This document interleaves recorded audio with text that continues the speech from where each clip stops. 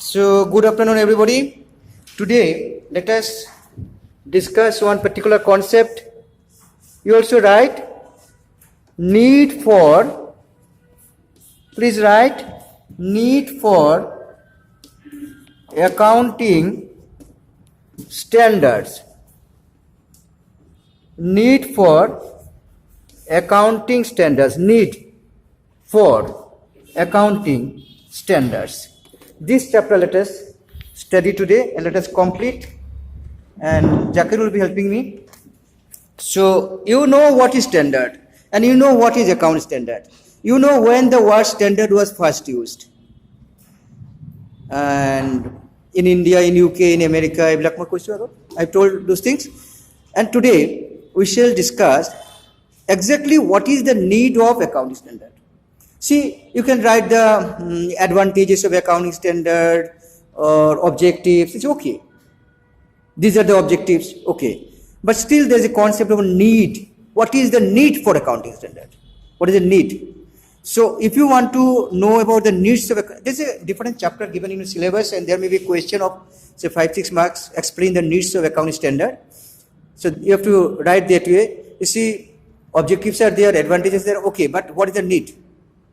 There's a difference between advantage and objectives and needs. What's the need? So what I have understood here, the basic points regarding needs of accounting standard is this one. This one. True and fair view. True and fair view. True and fair view. True and fair view. There is at the center of needs of accounting standard. True and fair view of what? Of the financial statements.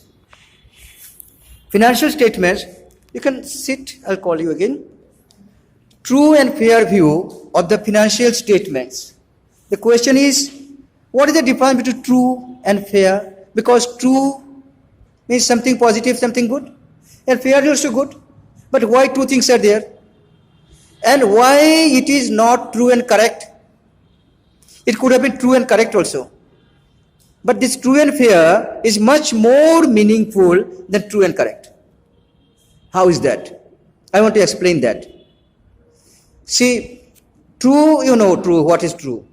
What is not false is true. But what is fair? I want to give you some example, and you shall understand it in 4th semester. I think you'll be getting one chapter, auditing. There will be getting these things. In auditing chapter, this true and fair meaning is most important things for the auditors. For the auditors, the true and fair is the most important things, because the auditor checks the books of account, and at the end, after checking, at the end, auditor writes like this: we have checked all the books of account and we have found that these are all correct, true, and most important 2 points auditor contains in the audit report is like the balance sheet shows a true and fair view of the financial position of the organization, and profit and loss account gives a true and fair view of the profitability of the organization. This is given is the audit report. So there is the ultimate thing.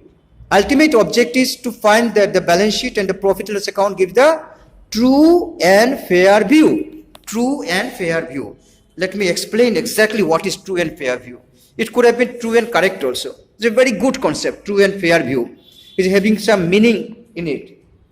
I'm giving one example just to explain. No need to write these types of examples in exam like that. You just try to understand, go to the deeper of the meaning, the deeper and deeper of the meaning. See, suppose your friend met with an accident, and one of his legs is broken, and there is too much of bloodshed in the road, and his father is a heart patient suffering from heart disease.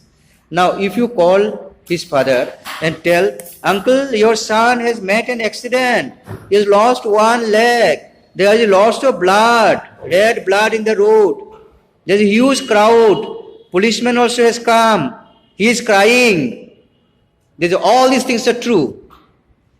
But do you think it is fair to tell the father who is suffering from heart disease? Is it fair? Is it fair, Asif? No, sir. No. How is my example? This is true, but this is not fair to report this way. Right? Hope I could explain to you. This is not fair to tell this way the whole truth.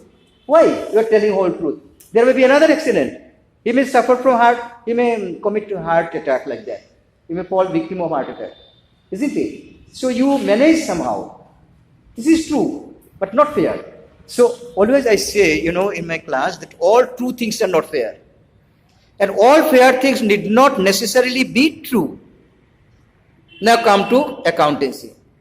I am talking this from my own experience, from my understanding of the concept. I am not going by the book right now. What I have understood, you just verify the meaning of this. You can have a lot of things written in the book about this concept of true and fair view. Suppose you are having a company in Guwahati. You are having a company in Guwahati and you have sent your employee to Mumbai for some work. Employee is a not very high ranked employee. Okay? You sent him to Mumbai and then he comes and then you go for reimbursement. Reimbursement of expenses means whatever money he has spent, now you shall give him that money. That is reimbursement. Reimbursement. Try to understand the meaning because this will be necessary for you. So reimbursement. And you ask him how much to be paid to him, he is saying 7 lakh. How? He is giving all documents, vouchers. What vouchers? Travelling vouchers, 2,50,000. Hotel, 3 lakh. So 5,50,000.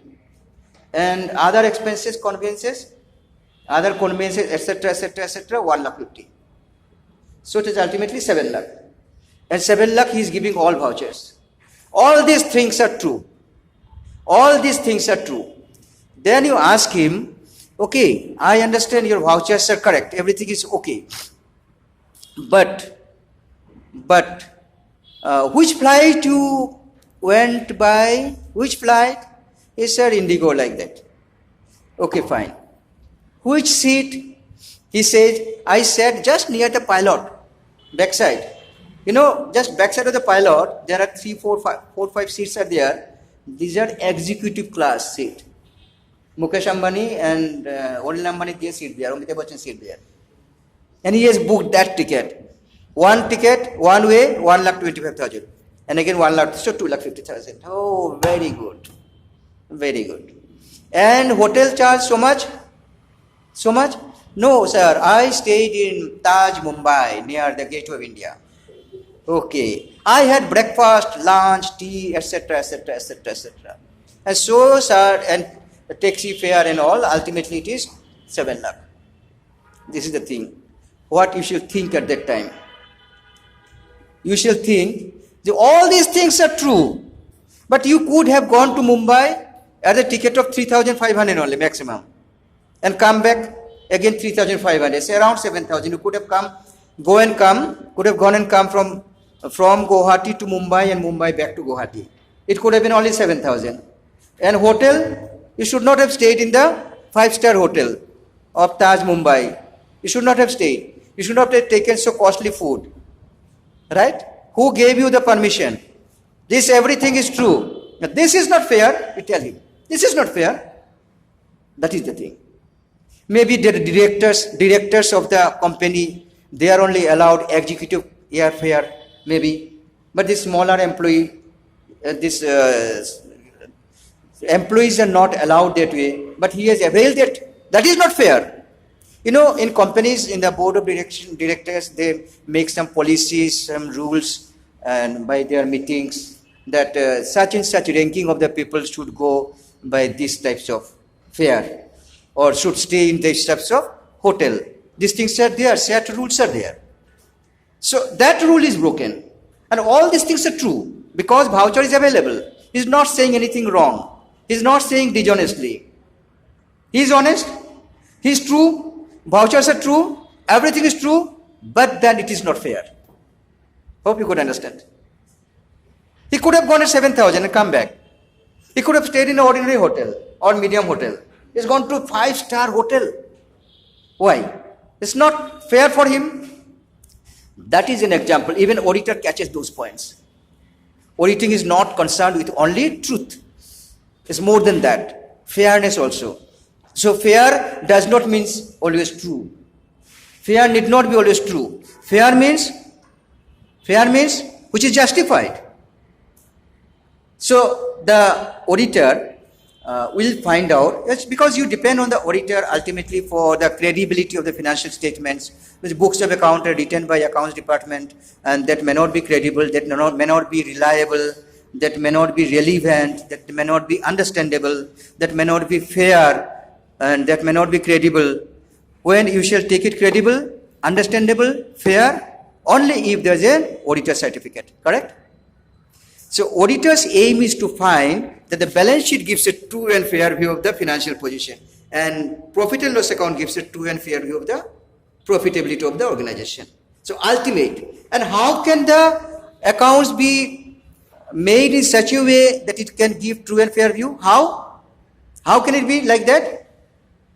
By maintaining accounting standards. Very simple. By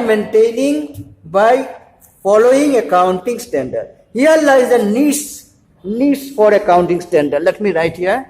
S. Niche for accounting standard. Here lies. So I understand it this way. Accounting standard is a long list of accounting standards, long list of Ind AS, long list of IFRS, IAS. Okay, I understand. Long list of accounting standards are there in different countries, in India, international. Okay, fine. But then, what is the need of all these things, of taking so much of trouble? Setting accounting standards, implementing them, getting them checked by chartered accountants. What is the need? So the need lies here. True and fair view is the main thing. So the balance sheet can give the true and fair view of the financial position of the organization. I'm saying organization because it may not be company, it may be any other organization also, any organization. And profit and loss account gives a true and fair view of the profitability. So I have found that whenever you write or think about needs for accounting standard, this true and fair view, this concept should come to your mind. But there are some more points are there. More points. I have just picked up one particular point. So that, and even, this is written in Companies Act 2013 also. This is mentioned there. Let me read one line for you. Please write one line only. Please write one line. You shall remember Section 129 of the Companies Act. Section 129 of the Companies Act 2013 of the Companies Act 2013.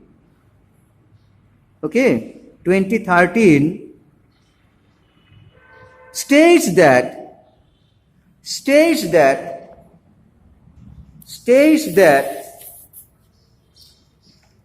financial statements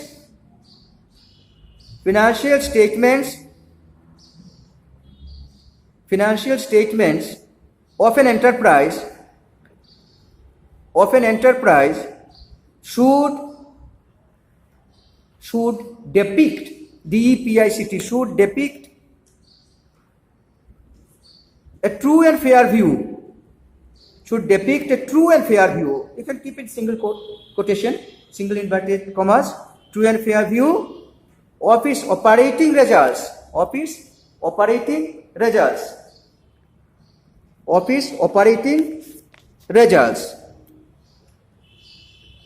And financial position. And is financial position. Stop.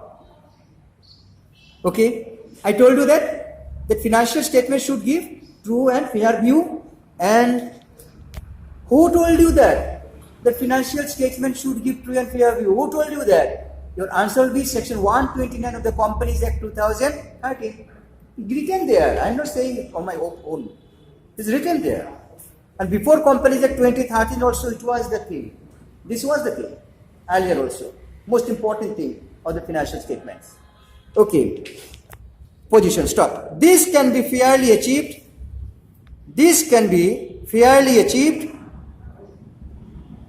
by an enterprise if it follows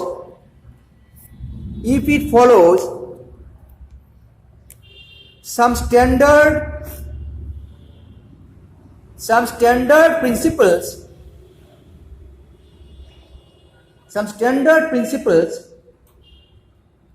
or norms.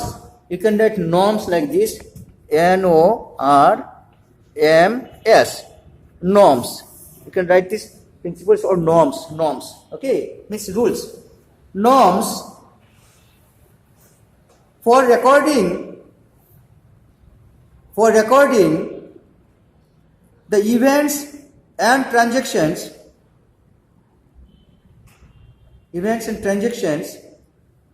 and preparing financial statements.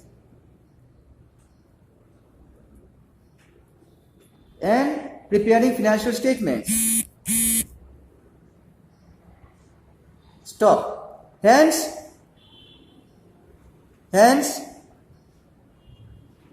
it is seen that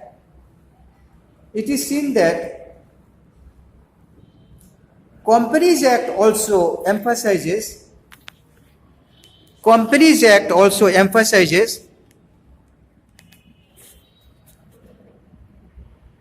needs for accounting standards.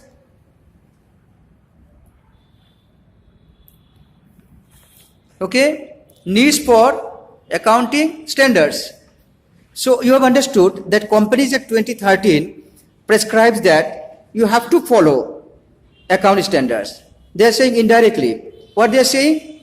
Financial statements should depict true and fair view. This much is written in section 129. And next question, how can it be done? By following accounting standards. Very simple. By following accounting standards. So it is the need of accounting standard. But there are some more points. I have just concentrated on true and fair view 1 point. Some more points are there. Let me come in the next video for that. Okay.